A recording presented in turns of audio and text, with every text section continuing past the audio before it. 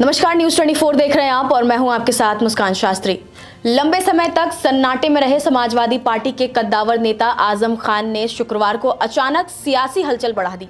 बेटे अब्दुल्ला आजम को साथ लेकर वे लखनऊ में पार्टी प्रमुख अखिलेश यादव के घर पहुंचे। वहीं अखिलेश, जिसने पिछले महीने तक वे अकेले आने और परिवार से दूरी बनाए रखने की नसीहत दे चुके थे। करीब आधे घंटे की मुलाकात में क्या बात हुई, इस पर आजम खान ने तो चुप्पी साध ली, लेकिन जाते जाते एक वाक्य ने सबका ध्यान खींचा और वो वाक्य था, पूरी दास्तान लेकर आए थे, वो भी आधी सादी पुरानी। देखिए, मुलाकात में क्या हुआ ये तो नहीं बताया जा सकता।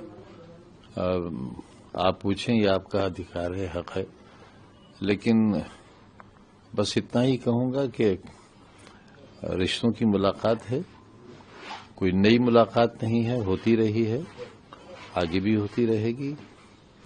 आधी सदी के रिश्ते को अगर किसी ने भी ये समझा था कि हम उस पर जंग आने देंगे तो मुमकिन नहीं है।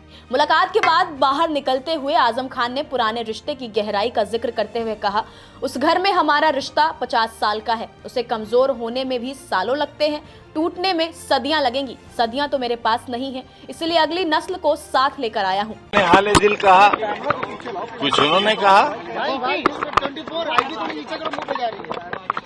जाहिर है जब दो राजनीति में काम करने वाले मिलते हैं तो राजनीतिक बात भी होती ही है।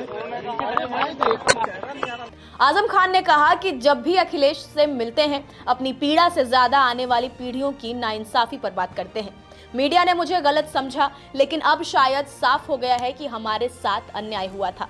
बस यही चाहते हैं कि मेरी तरह किसी और के साथ ऐसा ना हो। उन्होंने आगे कहा कि मेरे घर पर इनकम टैक्स का छापा उस वक्त पड़ा था जब वहां 2 फीट पानी भरा था। जनरेटर तब भी नहीं था और आज भी नहीं है। जब तक मेरे समाज के हर घर में रोशनी नहीं होगी, मैं जनरेटर नहीं लगाऊंगा। अपनी मुश्किलों का जिक्र करते हुए आजम बोले कि जिंदगी में जितनी तकलीफें झेल ली, उससे ज्यादा मुमकिन नहीं। जब सब कुछ सही लिया है तो अब छोड़ क्यों दे। बिहार चुनाव पर कहा कि हालात जरूर बदलेंगे। प्रचार में ना जाने के सवाल पर बोले कि बिना सुरक्षा के अकेले कैसे जाऊं, और जोड़ा कि अगर किसी के पास सबूत है कि मुझे सुरक्षा दी गई है तो दिखाए। बात हुई है, दूसरे फेज का बिहार में चुनाव है, क्या उस चुनाव में आप जाएंगे? अरे भाई के नींद आइडिया हटाओ यार। जाना चाहता हूँ, असुरक्षित नहीं जाना चाहता, जंगल राज में नहीं जाना चाहता। लंबी जेल यात्रा के बाद आजम खान 1.5 महीने पहले ही बाहर आए हैं। 8 अक्टूबर को अखिलेश यादव रामपुर जाकर आजम से मिले थे। उस मुलाकात के बाद अखिलेश ने एक्स पर लिखा था, न जाने कितनी यादें संग ले आए जब वे आज हमारे घर पर आए। ये जो मेल मिलाप है, यही हमारी साझा विरासत है। अब जब आजम खान खुद बेटे के साथ अखिलेश के घर पहुंचे तो ये मुलाकात महज राजनीतिक औपचारिकता नहीं लग रही है। ये एक पुराने रिश्ते की मरम्मत भी है और शायद सपा के प्रमुख दौर की वापसी का संकेत भी। आजम खान और अखिलेश यादव की ये मुलाकात सिर्फ एक राजनीतिक मीटिंग नहीं थी, ये उस रिश्ते की परतें खोलती हैं जो वक्त, जेल और हालात के बोझ तले दब गई थी। आजम खान का लहजा भले नर्म था, लेकिन बातों के पीछे अनुभव, तकलीफ और अपनापन की झलक साफ दिख रही थी। 50 साल पुराने इस रिश्ते ने यूपी की सियासत को कई मोड़ दिए हैं और शायद ये मुलाकात उस रिश्ते की नई शुरुआत का संकेत है। आगे भी उम्मीद करते हैं कि हम फिर सरकार बनाएंगे और सरकारें बनाएंगे। हाँ, बस इतना फर्क रहेगा कि हमें ये नहीं मालूम था कि सरकारों के कामों में क्या क्या आता है।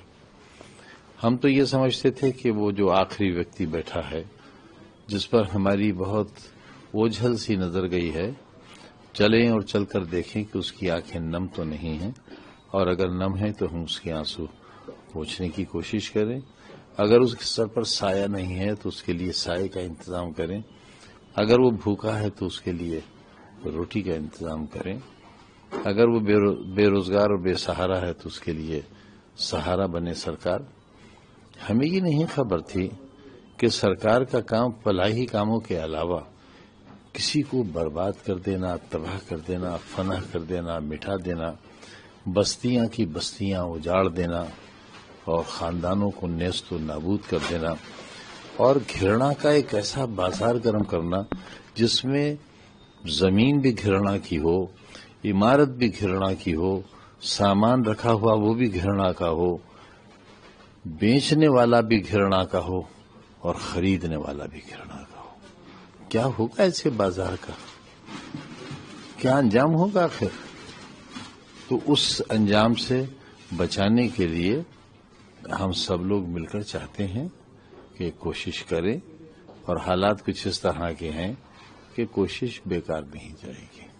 अखिलेश के लिए ये पुराने साथियों की वापसी और आजम के लिए ये इज्जत और इंसाफ की तलाश की कहानी है।